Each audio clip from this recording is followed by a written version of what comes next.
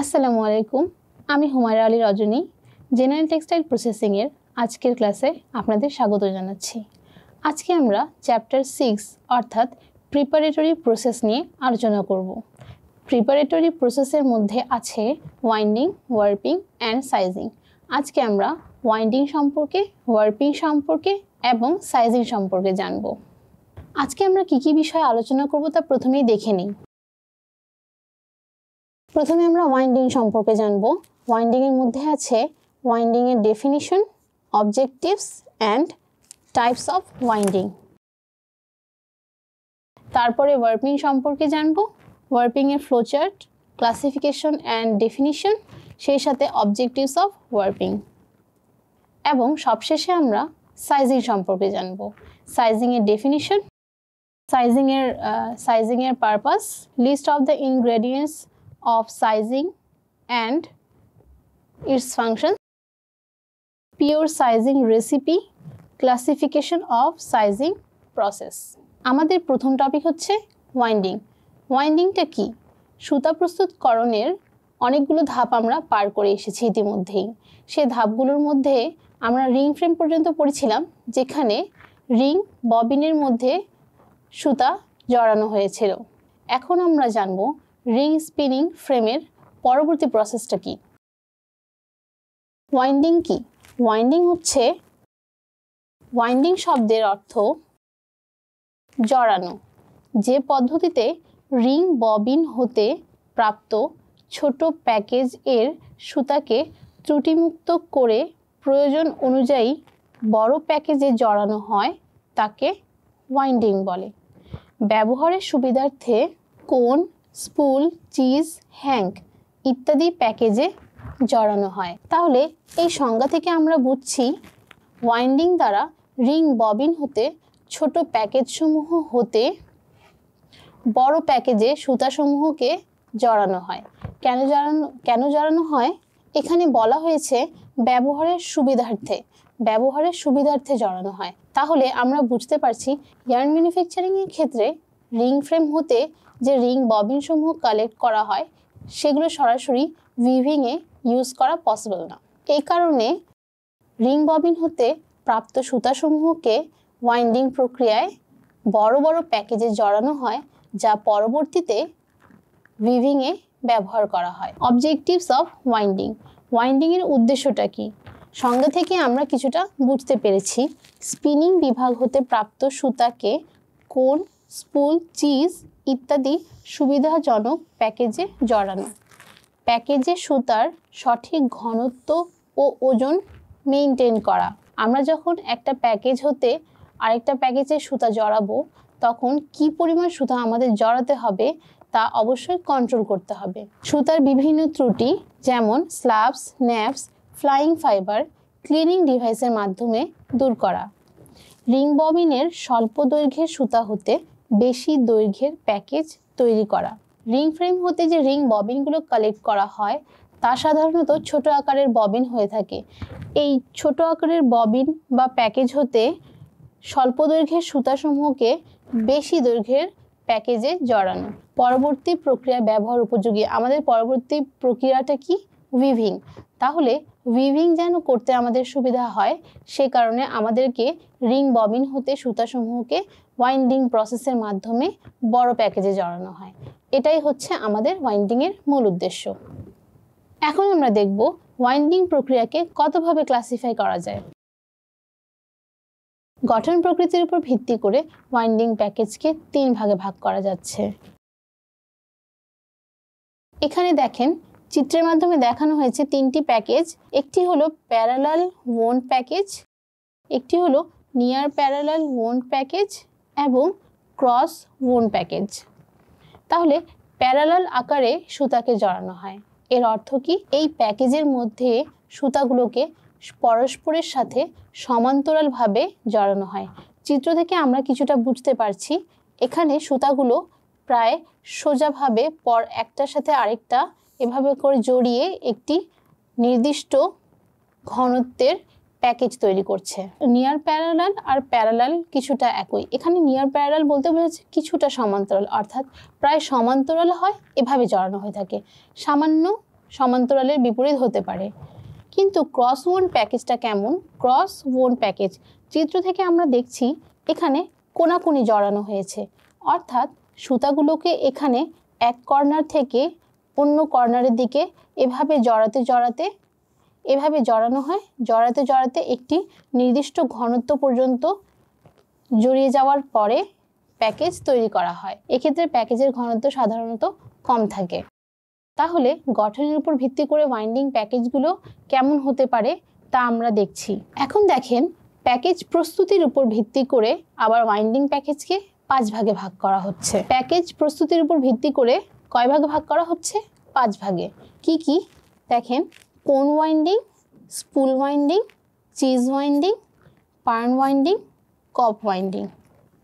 Pirn winding সাধারণত weaved সুতার ক্ষেত্রে ইউজ করা হয়ে থাকে। এখানে চিত্রের মাধ্যমে প্রতিটি প্যাকেজের গঠন কেমন হতে পারে তা ধারণা পাওয়া যায়। Flowchart of yarn preparation.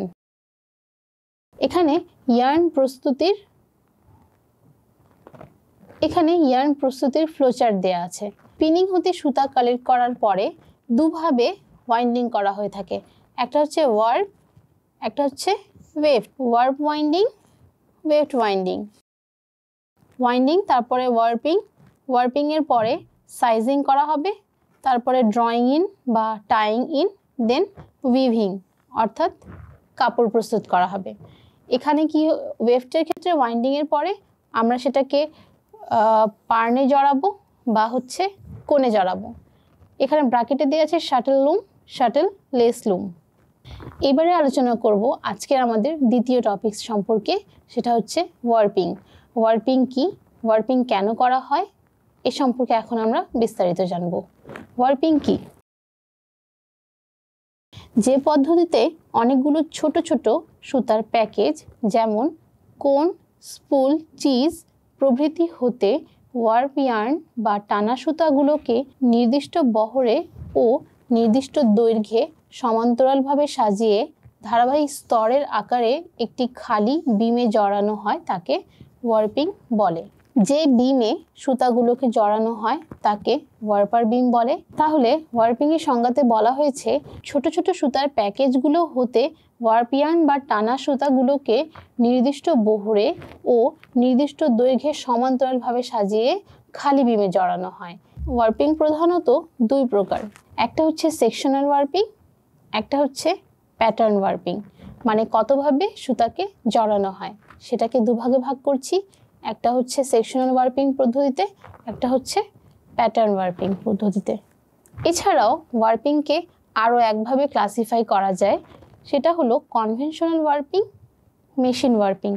Conventional warping এর মধ্যে আছে single yarn warping, cage creel warping, peg warping, drum warping, ball warping. Machine warping এর ক্ষেত্রে আছে high speed warping, sectional warping, ball warping. এখানে আমরা সেকশনাল ওয়ার্পিং এর ফ্লোচার্ট অর্থাৎ সেকশনাল ওয়ার্পিং প্রসেস সম্পর্কে একটু ধারণা নেব। সেকশনাল ওয়ার্পিং এর ক্ষেত্রে স্পিনার্স ববিন হতে সুতা কালেক্ট করার পরে তারপরে হ্যাঙ্ক আকারে জড়ানো হয়। হ্যাঙ্ক আকারে জড়ানোর পরে সেটাকে সাইজিং করা হয়। সাইজিং সম্পর্কে আমরা একটু পরে বিস্তারিত জানব। তারপরে সাইজিং প্রক্রিয়া সম্পন্ন করার পরে ফ্লেঞ্জড ববিন প্যাকেজ, দেন ক্রিলিং করা হবে। তারপরে হচ্ছে winding on a drum and weavers beam. Objectives of warping. Warping এর উদ্দেশ্য কি? নির্দিষ্ট দৈর্ঘ্য ও বহরের অবিচ্ছিন্ন সুতার শীট তৈরি করা। শীটের প্রতিটি সুতা পূর্ণ প্রস্থে সমান দূরত্বে রাখা। আমরা যে প্যাকেজের মধ্যে সুতাগুলোকে জড়াবো সেখানে বলা হয়েছে নির্দিষ্ট দৈর্ঘ্য ও বহরের অবিচ্ছিন্ন সুতার শীট তৈরি করা, এবং সেই সাথে বলা হয়েছে শীটের প্রতিটি সুতা পূর্ণ প্রস্থে সমান দূরত্বে রাখা। সমস্ত সুতায় এবং সর্বত্র সমটান বজায় রাখা। যখন একটা বিম হতে আরেকটা বিমে জড়ানো হবে তখন আমাদের লক্ষ্য রাখতে হবে যে কোথাও লুজ হয়েছে কিনা। এ কারণে সম্পূর্ণ শীটের মধ্যে যেন সম টান থাকে সেটা আমাদের লক্ষ্য রাখতে হবে। পরবর্তী প্রক্রিয়া যেমন সাইজিং ত্বরান্বিত করা। এখানে পরবর্তী প্রক্রিয়ার উপযোগী করার জন্য ওয়ার্পিং করা হচ্ছে। সুতার ইরেগুলারিটি যেমন স্লাব, ন্যাপস, গিট এগুলো দূর করা। তাতে ব্যবহার উপযোগী উইভার্স বিম তৈরি করা। ছোট প্যাকেজগুলো পুনরায় ব্যবহার উপযোগী করা। এই হচ্ছে আমাদের ওয়ার্পিং এর উদ্দেশ্য। এবারে আসছি সাইজিং কি। ইয়ার্ন ম্যানুফ্যাকচারিং প্রসেসে সুতা প্রস্তুতকরণের সময় সুতাগুলোকে যখন ওয়াইন্ডিং এর মাধ্যমে প্যাকেজে জড়ানো হয় তখন সুতার মধ্যে বিভিন্ন প্রকার ঘর্ষণের সৃষ্টি হতে পারে বা সুতার মধ্যে আঁশগুলো আলগা হয়ে যেতে পারে, হেয়ারি ফাইবার তৈরি হতে পারে এবং রেস্ট বোর্ডের উপর দিয়ে শাটেলের বারবার আসা যাওয়ার কারণে সুতার মধ্যে ঘর্ষণের কারণে আঁশগুলো আলগা হয়ে যেতে পারে।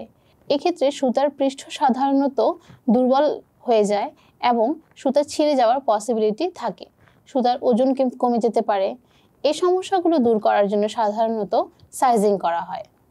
এখানে বলা হয়েছে টানা সুতার শক্তি বৃদ্ধি করার জন্য ঘর্ষণজনিত কারণে সুতা ছেঁড়ার হাত থেকে রক্ষা করার জন্য টানা সুতার পৃষ্ঠব্যাপী আঠালো পদার্থ দ্বারা মসৃণ করার প্রণালীকে সাইজিং বলে। Purpose of sizing. সাইজিং সুতার ওজন বৃদ্ধি করে। একটু আগে বলেছি সুতা বিভিন্ন কারণে ওয়াইন্ডিং প্রক্রিয়ায় সুতাকে জড়ানোর সময় বা বিভিন্ন কারণে সুতার শক্তি কমে যেতে পারে। সে কারণে সুতার শক্তি বৃদ্ধি করার জন্য সাইজিং করা হয়। সাইজিং এর ফলে নিম্নমানের সুতার মান উন্নয়ন করা। দুর্বল সুতাগুলোর মধ্যে সাইজিং ইনগ্রেডিয়েন্টস দ্বারা সাইজিং প্রয়োগ করলে সুতার মান বৃদ্ধি পেতে পারে, অর্থাৎ সুতা শক্ত হতে পারে, অর্থাৎ সুতার শক্তি বৃদ্ধি পেতে পারে। পলিস্টার ব্লেন্ড সুতার স্থির বিদ্যুৎ উৎপন্ন প্রবণতা হ্রাস পায়। সাইজিং করার ফলে যে সমস্ত সুতাসমূহ পলিস্টার ব্লেন্ডিং আছে, অর্থাৎ যেখানে তুলা এবং পলিস্টারের মিক্সিং আছে সুতা প্রস্তুতের ক্ষেত্রে, সেগুলোর ক্ষেত্রে সাধারণত বিদ্যুৎ উৎপন্ন হতে পারে, যেটাকে বলে স্ট্যাটিক ইলেকট্রিসিটি। এই কারণে স্থির বিদ্যুৎ উৎপন্ন হতে পারে, যেটাকে বলে স্ট্যাটিক ইলেকট্রিসিটি। এই কারণে যখন সাইজিং ইনগ্রেডিয়েন্টস দ্বারা সাইজিং করা হবে তখন সুতার এই বিদ্যুৎ উৎপন্ন হওয়ার প্রবণতা হ্রাস পায়। সুতা কোমল, মসৃণ ও উজ্জ্বল করে। সুতার উপর প্রোটেক্টিভ অ্যাডহেসিভ কোটিং দেওয়ার ফলে সুতা পৃষ্ঠের সাথে দৃঢ়ভাবে লেগে যায়, ফলে সুতার শক্তি বৃদ্ধি পায়। সুতার মধ্যে যে হেয়ারি ফাইবারগুলো থাকে এবং কিছু আলগা আঁশসমূহ থাকে, যখন সাইজিং ইনগ্রেডিয়েন্টস প্রয়োগ করা হয় তখন এই আলগা ফাইবারগুলো সুতার গায়ে ভালোভাবে লেগে যায়। এই ভালোভাবে লেগে যাওয়ার কারণে সুতার শক্তি বৃদ্ধি পায়। টানা সুতার সাথে যখন টানা সুতাসমূহ হিল ডাইয়ের মধ্য দিয়ে প্রবেশ করে তখন এক প্রকার ঘর্ষণ তৈরি হয়। এখন যখন সাইজিং ইনগ্রেডিয়েন্টস প্রয়োগ করা হবে তখন সুতাসমূহ নরম হয়ে যায়, যার ফলে এই ঘর্ষণটা কম হয়। সুতরাং সাইজিং প্রক্রিয়ার মূল উদ্দেশ্য হচ্ছে সুতার শক্তি বৃদ্ধি করা, সুতার ওজন বৃদ্ধি করা এবং পরবর্তী প্রক্রিয়ার উপযোগী করে তোলা। সুতার ব্যাস বৃদ্ধি সহ সুতার অসমতা হ্রাস পায়, অর্থাৎ সুতার পৃষ্ঠে যে আলগা ফাইবারগুলো লেগে থাকে সেগুলো যখন সাইজিং ইনগ্রেডিয়েন্টস প্রয়োগ করার ফলে পৃষ্ঠের সাথে ভালোভাবে লেগে যায় তখন সম্পূর্ণ সুতার মধ্যে সমতাকরণ সৃষ্টি হয়, অর্থাৎ অসমভাবটা আর থাকে না। এ কারণে সাইজিং করা হয়।